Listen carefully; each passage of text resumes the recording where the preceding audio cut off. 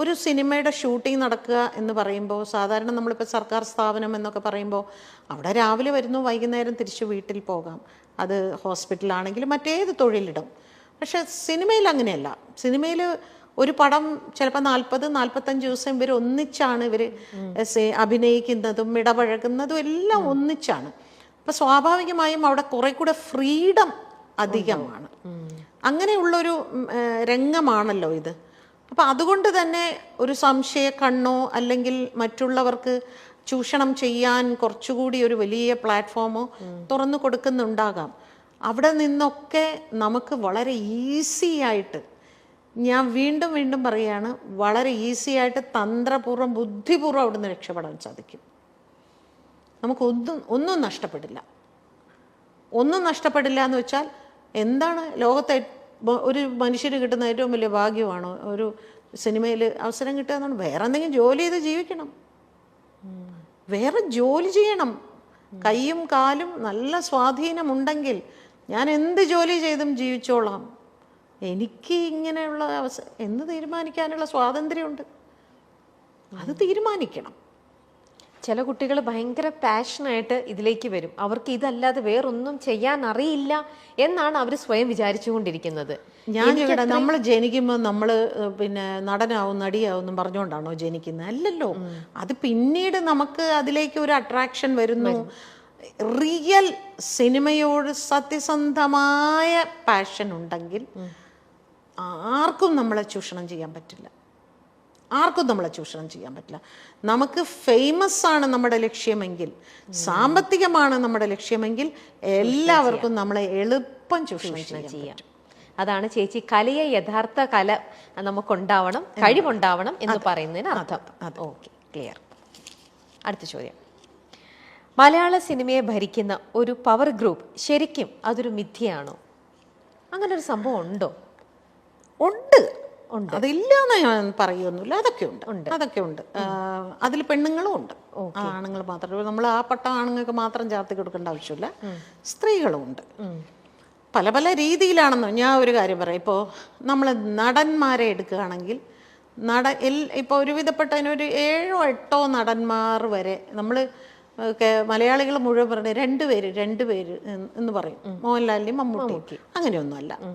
അതല്ലാത്ത നടന്മാരുണ്ട്. എനിക്ക് ഇന്ന നായിക മതി, എനിക്ക് ഇന്ന ക്യാമറ മതി, ഇന്ന സ്ക്രിപ്റ്റ് മതി, ഇന്ന ആളുടെ കഥ വേണ്ട എന്നൊക്കെ പറയുന്നുണ്ട്.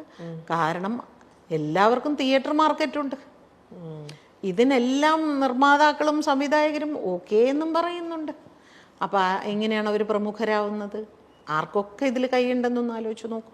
തിയേറ്ററുകാർക്കുണ്ട്, ചാനൽ OTT പ്ലാറ്റ്ഫോമിനുണ്ട്, പിന്നെ പ്രൊഡ്യൂസേഴ്സിനുണ്ട്, ഡയറക്ടേഴ്സിനുണ്ട്. എല്ലാവരും കൂടിയാണ് അവരെ പ്രമുഖരാക്കുന്നത്. അയ്യോ, അങ്ങേരില്ലാതെ പറ്റില്ല. അപ്പം അങ്ങനെ ഒട്ടുമിക്ക നടന്മാർക്കും അങ്ങനെ സജഷൻസ് ഉണ്ട്. പക്ഷേ ഒരിക്കലും ഒരു നടിക്ക് എനിക്ക് ഇന്ന നായകൻ വേണം എന്ന് പറയാനുള്ളൊരു പവർ ഇവിടെ ഇല്ല. പക്ഷേ പിന്നെ എങ്ങനെയാ ഇതിൽ സ്ത്രീകൾ പ്രമുഖരാകുന്നത് എന്ന് ചോദിക്കും. അതെങ്ങനെയാന്ന് വെച്ചാൽ ചില നടിമാർ പറയും എനിക്ക് ഇന്ന മേക്കപ്പ് മാൻ മതി, അല്ലെങ്കിൽ ഇന്ന മേക്കപ്പ് ആർട്ടിസ്റ്റ്, അത് മെയിൽ ഓർ ഫീമെയിൽ, അല്ലെങ്കിൽ ഇന്ന ഹെയർ ഡ്രസ്സർ മതി. അപ്പോൾ പ്രൊഡ്യൂസർക്ക് ഇഷ്ടമുള്ള അല്ലെങ്കിൽ കമ്പനിക്ക് ഇഷ്ടമുള്ള ഒരു ഹെയർ ഡ്രസ്സറെയോ ഒരു മേക്കപ്പ് മാനെയോ അവർക്ക് വെക്കാൻ പറ്റില്ല.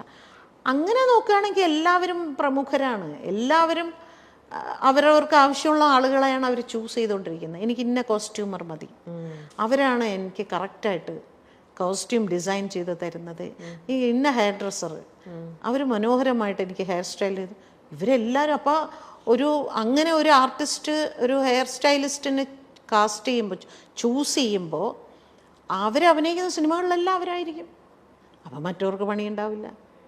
അതൊക്കെ പ്രമുഖർ തന്നെയാണ്. ഇപ്പം ഞങ്ങളുടെ ഡബ്ബിങ്ങിൻ്റെ ഞാൻ പറയാം, നായിക ശബ്ദം മറ്റുള്ളതിലൊന്നും ഇവരാരും ഇടപെടില്ല.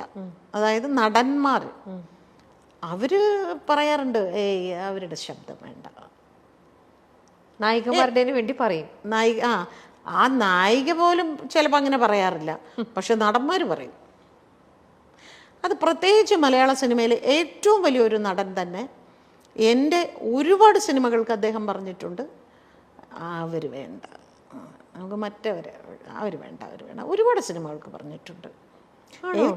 ഞാൻ പിന്നെ അതൊരു വലിയ വിഷയമാക്കാതെ ഓക്കെ അതിനെന്താ എന്ന് പറഞ്ഞ് ഞാനിവിടെ വേറെ പടം ചെയ്യാതിരിക്കുന്നുണ്ടോ, ഞാൻ വേറെ സിനിമകൾ ചെയ്യുന്നുണ്ട്, അങ്ങനെ തന്നെ ആയിക്കോട്ടെ.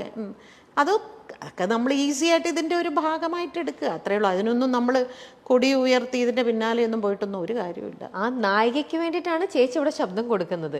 നായികയ്ക്ക് അവിടെ ഒരു വോയിസും ഇല്ല. ആ സിനിമയിലെ നായകനാണ് തീരുമാനിക്കുന്നത് ആരാർക്ക് എന്ത് ശബ്ദം കൊടുക്കണം എന്നുള്ളത്. അപ്പൊ അതൊരു പവർ ഗ്രൂപ്പിന്റെ ഓരോ ഇതെന്ന് പറയുന്നത് തന്നെ പവർ ഗ്രൂപ്പ് ഒക്കെ ഉണ്ട്. അതില്ല എന്ന് പറഞ്ഞാൽ ഞാൻ സമ്മതിക്കില്ല. ഓക്കെ, പവർ ഗ്രൂപ്പിൽ സ്ത്രീകളുടെ റോള് താരതമ്യേന കുറവാണ് എന്നുള്ളതേ ഉള്ളൂ. കയറി നിൽക്കുന്ന തീർച്ചയായിട്ടും പുരുഷന്മാർ തന്നെയാണ്. ഈ സ്ത്രീകളാണെങ്കിൽ പോലും, സ്ത്രീകൾക്ക് ഇപ്പൊ ചേച്ചി പറഞ്ഞു പുരുഷന്മാരെ നായകനെ ഡിസൈഡ് ചെയ്യാനുള്ള ഒരു പവർ അവർക്ക് അല്ലെങ്കിൽ ഒരു വോയിസ് ഉണ്ടാവില്ല. എന്നിരുന്നാൽ കൂടെ അവരുടെ കൂടെ അഭിനയിക്കുന്ന ബാക്കി കോ ആർട്ടിസ്റ്റുകൾ അവരാരൊക്കെ വേണം, അല്ലെങ്കിൽ എനിക്കിപ്പം ഒരാളുമായിട്ട് എനിക്ക് വലിയ താല്പര്യമില്ല, അപ്പൊ എൻ്റെ സിനിമയിൽ അവരാണ് എൻ്റെ സിസ്റ്ററായിട്ടോ എൻ്റെ ഫ്രണ്ടായിട്ടോ വരുന്നതെങ്കിൽ അങ്ങനെയും അവരവിടെ ചെയ്യിക്കാറുണ്ടാവും അല്ലേ? ഞാൻ വരണമെന്നുണ്ടെങ്കിൽ ആ കുട്ടീനെ ആ സിനിമയിൽ വെക്കാൻ പാടില്ല അല്ലേ? നമുക്കറിയാം പണ്ടൊക്കെ നമ്മൾ പ്രേം നസീർ സാറിൻ്റെ കാലത്തൊക്കെ നസീർ സാറ് ഷൂട്ടിംഗ് സെറ്റിൽ പോയിരിക്കുമ്പോഴാണ് ഓരോ ആർട്ടിസ്റ്റിന് ഇതിലേത് കഥാപാത്രമാണ് ചെയ്യുന്നത് എന്ന് സാറ് ചോദിക്കുമ്പോഴാണ് സാറിന് അറിയുന്നത് സാറിൻ്റെ അനിയത്തിയായിട്ട് അവരാണെന്ന്. ഇന്നങ്ങനെയല്ല. ഇന്ന് ഇവർ പറയും എൻ്റെ അനിയത്തി ആരാകണം, എൻ്റെ ചേച്ചി ആരാകണം, എൻ്റെ അമ്മ ആരാകണം, എൻ്റെ കാമുകി ആരാകണം, ഇതെല്ലാം അവർ പറയുന്നതനുസരിച്ച് തന്നെയാണ് പോകുന്നത്. പക്ഷെ അതൊന്നും ഒരു നിയമം കൊണ്ടൊന്നും അതൊന്നും മാറ്റാനൊന്നും പറ്റില്ല.